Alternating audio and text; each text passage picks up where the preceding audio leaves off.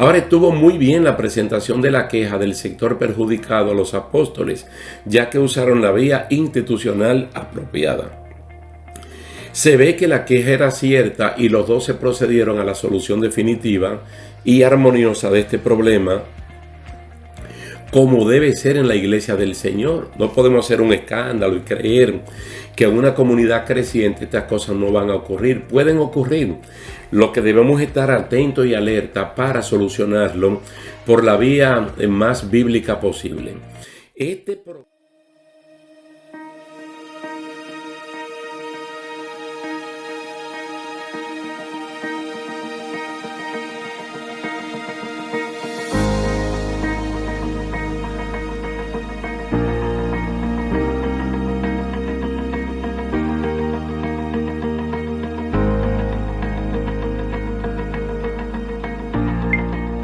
¿Qué tal, queridos hermanos? Dios le bendiga, Dios le guarde. Para mí es un placer estar una vez más con ustedes en esta serie de estudios bíblicos, la Iglesia del Nuevo Testamento. Vamos a continuar hoy, vamos a estar basados en Hechos capítulo 7, versículo 59, hasta el capítulo 8, versículo 3, y también el capítulo 9, los versículos 1 y 2. La primera gran crisis de la iglesia. Esta no es la murmuración que hubo cuando el repartimiento de las comidas, ni tampoco cuando Ananías y Zafira fueron liquidados por mentirosos. Esta es la primera gran crisis de la iglesia.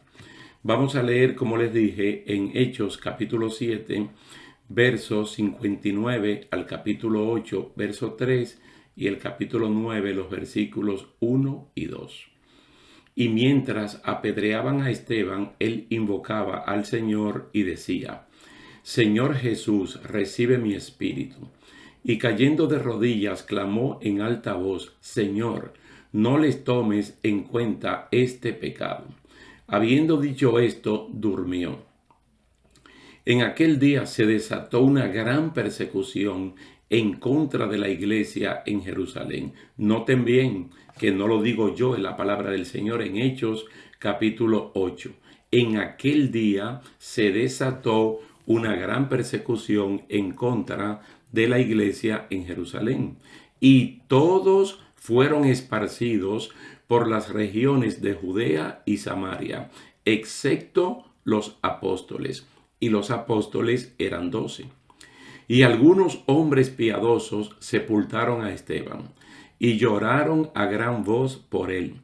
Pero Saulo hacía estragos en la iglesia, entrando de casa en casa y arrastrando a hombres y mujeres, los echaba en la cárcel.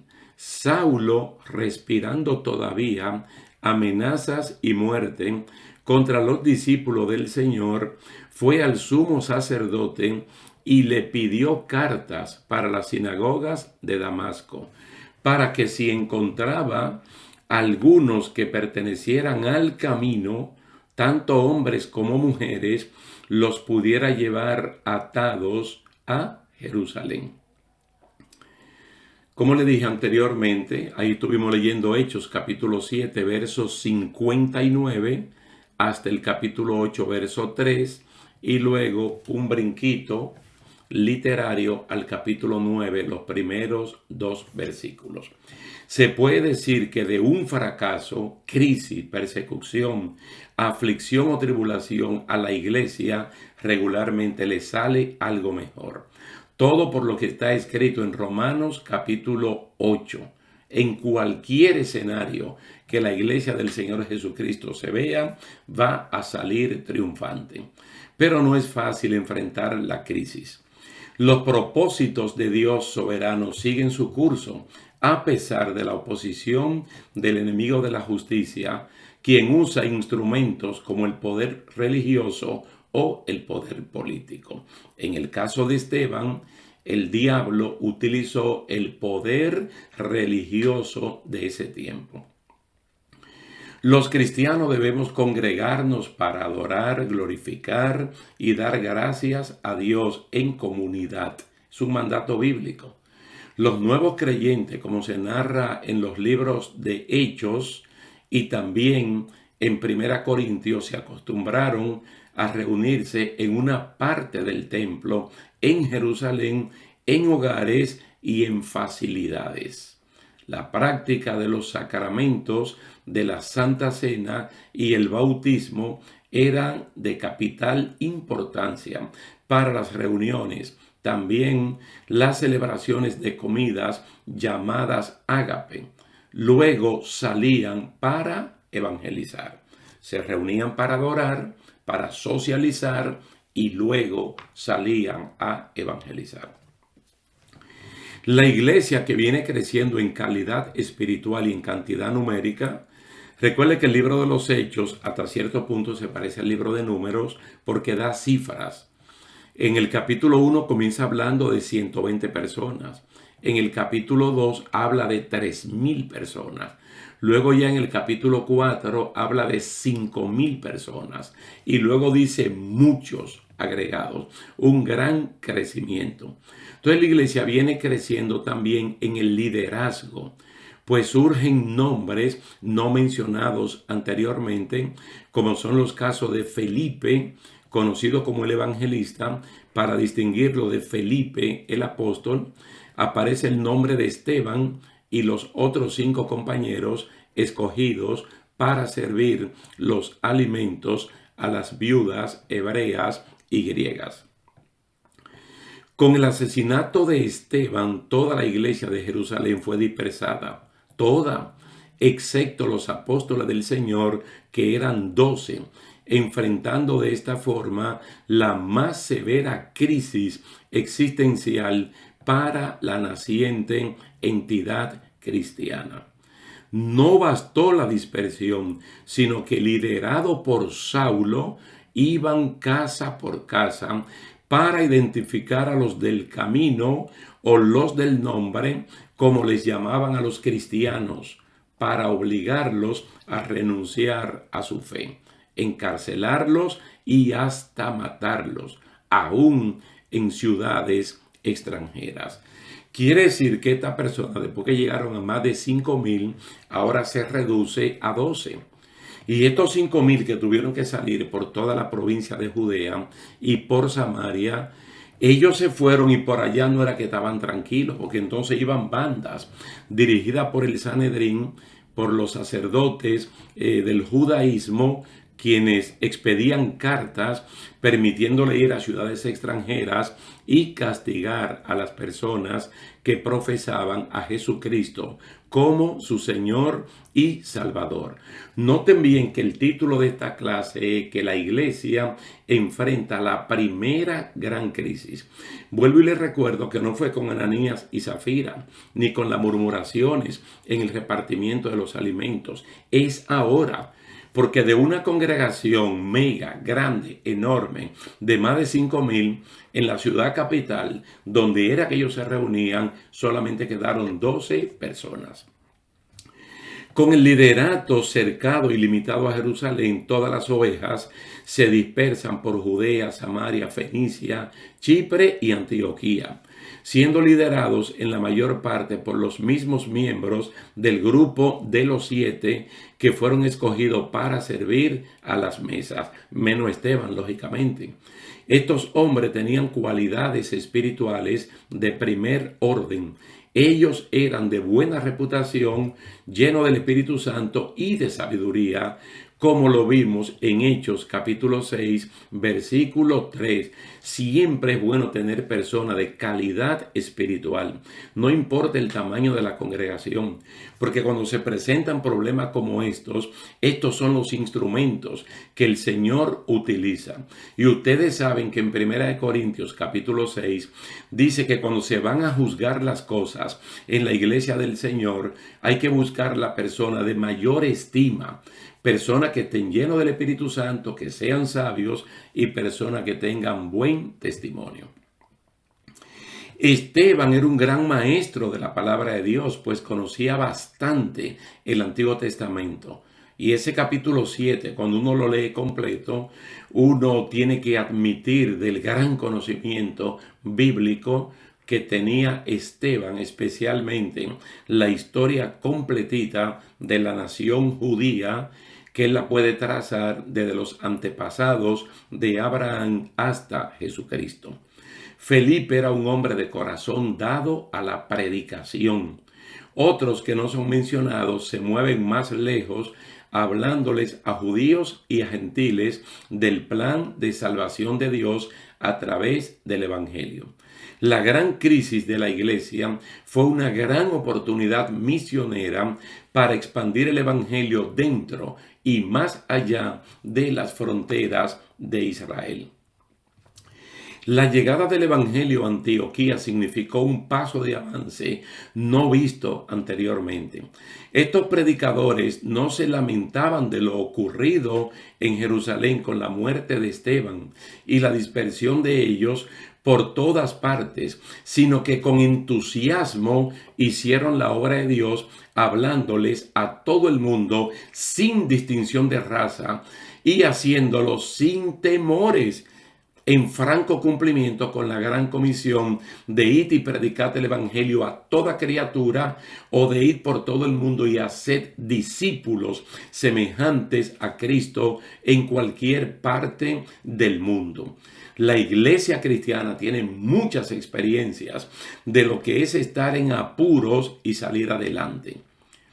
Los creyentes entienden que todas las cosas obran para bien y dan un empuje al esfuerzo misionero de alcanzar a toda criatura. Yo quiero hacer un paralelo, como siempre lo hacemos en este tipo de charlas. En la historia del pueblo de Dios en el Antiguo Testamento sabemos, por ejemplo, la historia del templo de Jerusalén, el construido por Salomón, casi 1000 años antes de Cristo. El templo de Jerusalén se construyó en 7 años y se emplearon más de 150,000 obreros. Salomón aprovechó todos los recursos que su padre le dejó, más lo que adquirió tanto en Israel como en lejanas tierras, para hacer algo esplendoroso y digno de la gloria de Dios. El día de la dedicación o consagración del templo se ofrecieron 22,000 bueyes y 120,000 ovejas, como se dice en Primera de Reyes, capítulo 8, verso 63. Salomón hizo un lugar especial para hacer la oración de inauguración y cientos de sacerdotes ministraban. Era una obra de primera categoría porque ellos la hicieron para Dios, a sabiendas que Dios no mora en templos hechos por manos humanas, de lo grande que es nuestro Dios.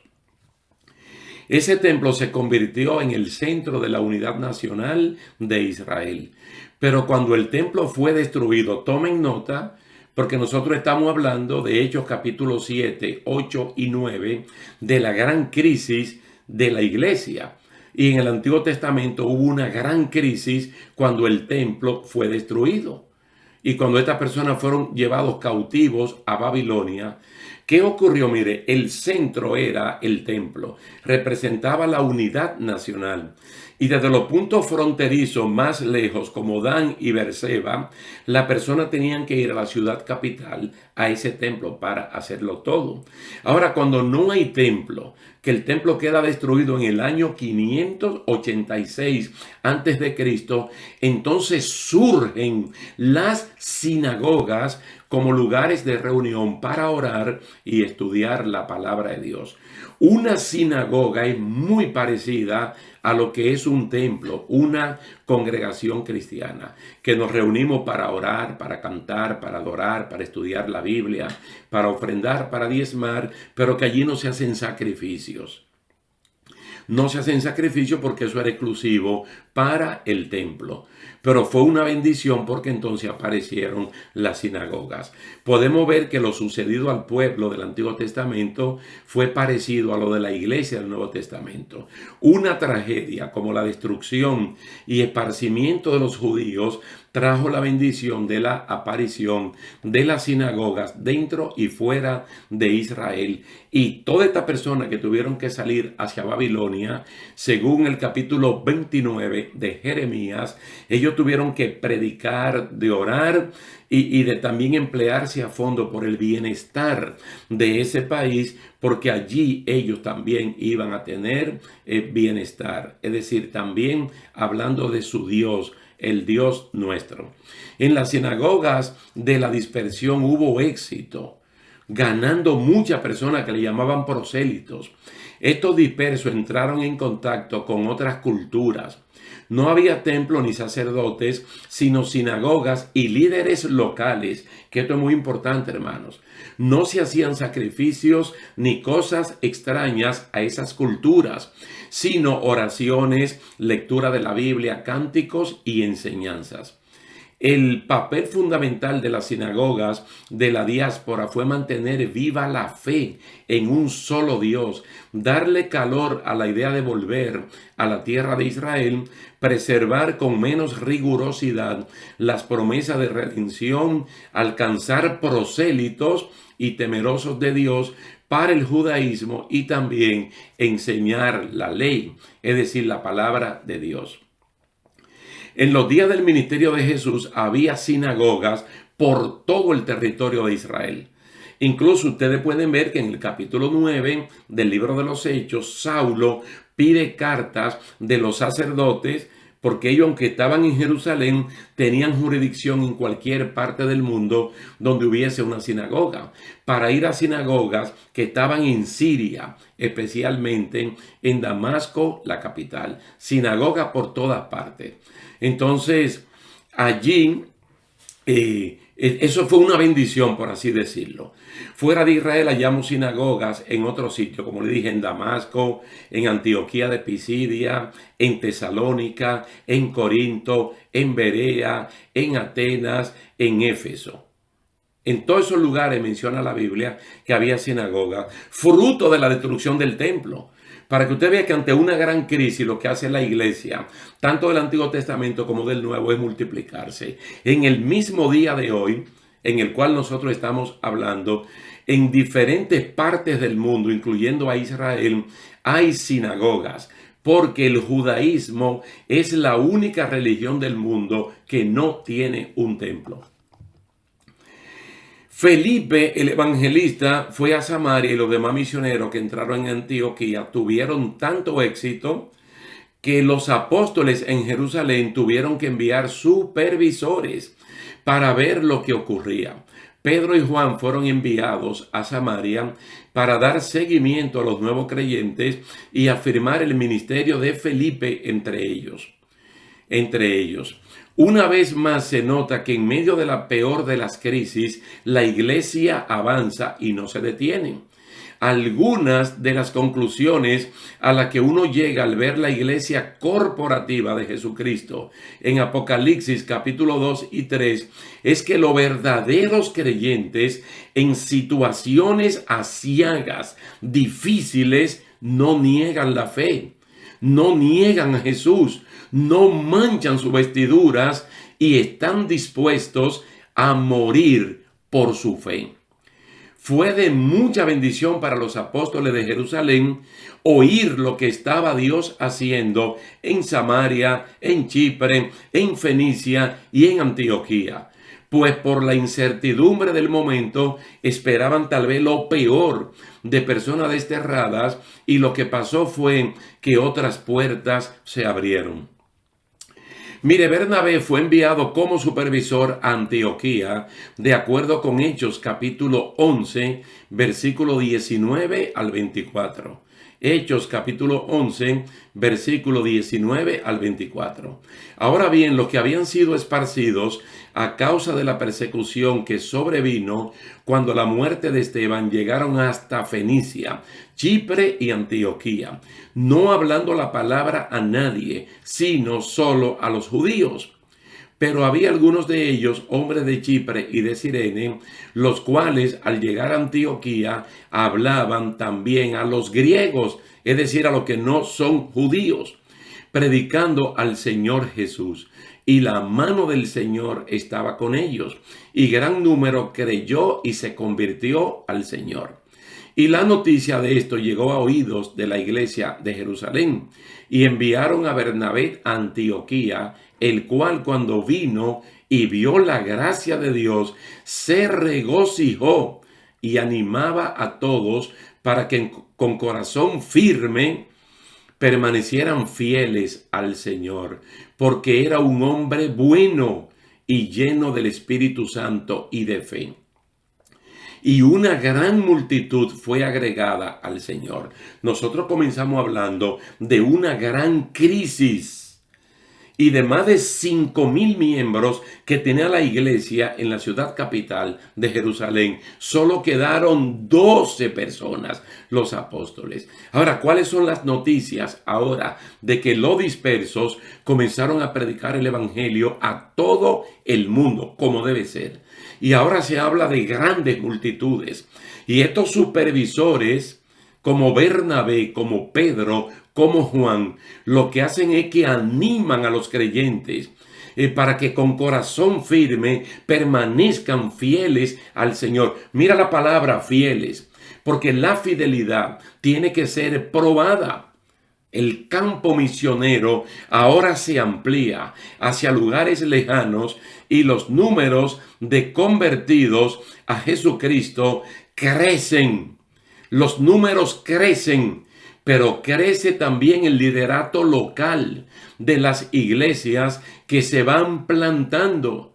La iglesia como cuerpo no tiene miembros mutilados. Por cada miembro perseguido, Dios levanta a otros que recogen la antorcha, es decir, el testimonio, y siguen hacia adelante. Porque la iglesia es una y también es única. Alabado sea el nombre del Señor. Ahora bien, no solamente pasa en la iglesia como una corporación, también pasa en familias y en individuos que forman parte de una iglesia. Ante una gran crisis, Dios lo que te está dando es una gran oportunidad para un desarrollo a un nivel superior al que tú tenías cuando llegó la crisis. En conclusión, yo le puedo recordar brevemente la historia de Job. Un hombre que lo que primero menciona la Biblia es su inventario espiritual. Antes de hablar de su inventario de riqueza, era un hombre justo, perfecto, temeroso de Dios y apartado del mal. Pero el hombre entró en crisis, entró en una prueba. Y cuando él terminó ese proceso, en su libro que tiene 42 capítulos, en el último, entonces él dijo a Dios: de oídas te había oído, pero ahora mis ojos te ven. Después de esta gran crisis, yo estoy más cerca de ti y conozco más a fondo quién eres tú y quién es Dios para ti. Dios es el único, absolutamente el único, que en el momento de tu crisis y de tu problema, representado por el agua que te puede anegar, es el único que se mete contigo para que no te ahoguen las aguas. Pero el único que se puede meter contigo en el horno de fuego e impedir que el fuego arda en ti es el Señor. Entonces vale la pena. En los momentos de crisis no niegues ni la fe ni al Señor Jesucristo. Un gran ejemplo de la iglesia del Nuevo Testamento en Hechos capítulo 7, verso 59 al capítulo 8, verso 3 y los primeros 2 versículos del capítulo 9. Vamos a dejarlo hasta aquí por el día de hoy, agradeciéndole a Dios y a cada uno de ustedes por la atención prestada y esperamos en el Señor que podamos vernos en una próxima ocasión. Dios le bendiga y Dios le guarde.